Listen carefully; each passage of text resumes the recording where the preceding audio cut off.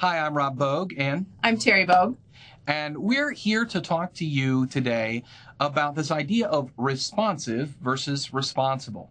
The words are very similar, but the impact that they have on the way that you deal with other people, and particularly your teenagers, can be pretty large. And at the core of it, the problem is shame. Well, that doesn't make a lot of sense, but if you think about it for a moment, you have responsible and poor outcomes, and you end up with shame. If you feel responsible, if you feel like you're responsible for the outcomes, the person, the other thing that's going on, and if you don't succeed, well, then the yield of that is you're going to feel shame. And the thing is that shame is, I am bad. It's not that I did bad or that I missed something, but it's this idea that I am bad. Brene Brown said it best. She said that shame is the swampland of the soul. It is an important place to visit, but you do not want to live there. In other words, it's okay to feel shame for a small moment of time. You shouldn't feel bad about that, but it's not a place that you want to hang out in. Let's look at what responsibility means.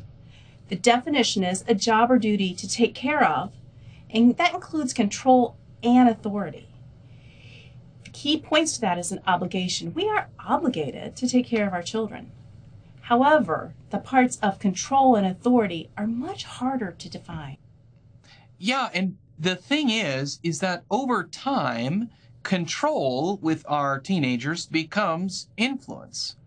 The thing is that this control is the real difference between responsive and responsible. When we feel responsible, we feel like we're in control. And when we feel responsive, well, we don't feel like we have control.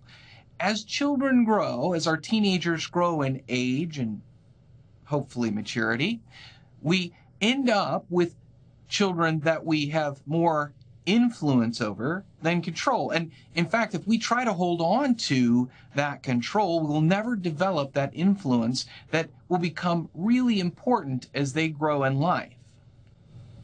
So, responsive is really about reacting. It's reacting in a positive way, but not being responsible for the outcome or having control of what they do. A lack of responsiveness really is neglect. If you're not responsive to your children, you're not doing the best you can for them. But we have no implied control. And as our kids get older, we have less and less control of them. And that's when it's so important to become more responsive.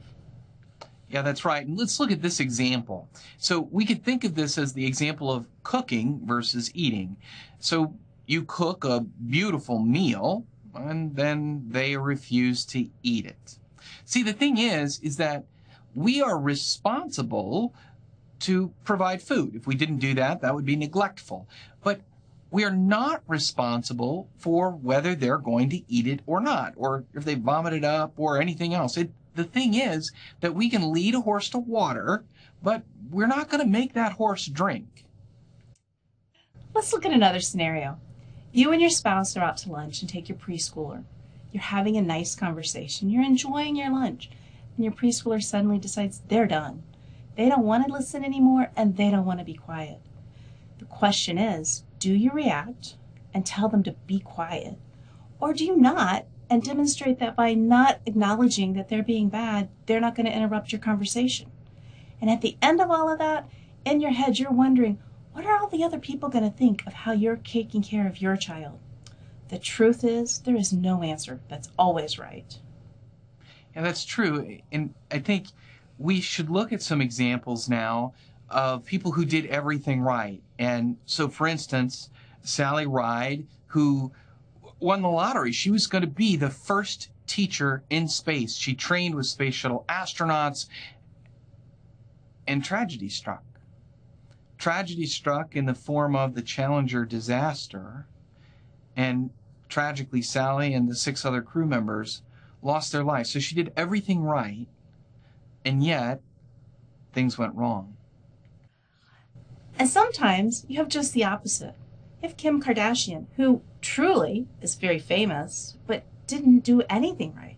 She's famous from sex tapes and reality TV, and she's making millions of dollars and did nothing right. Yeah, that's true. You know, if we were to bring this a little away from celebrities and people we don't know to something that might be a little more practical. If you live in the Midwest, you've probably played the game of euchre. And the game of euchre, you can play as teams, and if you and your teammate are playing well, you should win. That makes sense, right? You should be able to win if you're playing better. But the thing is it's still a game of chance. You don't know everything there is to possibly know, and you can't control the order of the cards. So you play well, your teammate plays well, the opponents don't, and they can still win. And that's part of life, and it's part of this game called euchre. So when we look at our outcomes, when we look at how things end up, we have to understand that we don't always have positive control of them, and therefore we can't really be responsible. Let's look at a final story. This is Susie. Susie is a semi-fictional character for us, but she's a teenager and she's depressed, and she's been dealing with her depression, and her family recently found out she's also been cutting.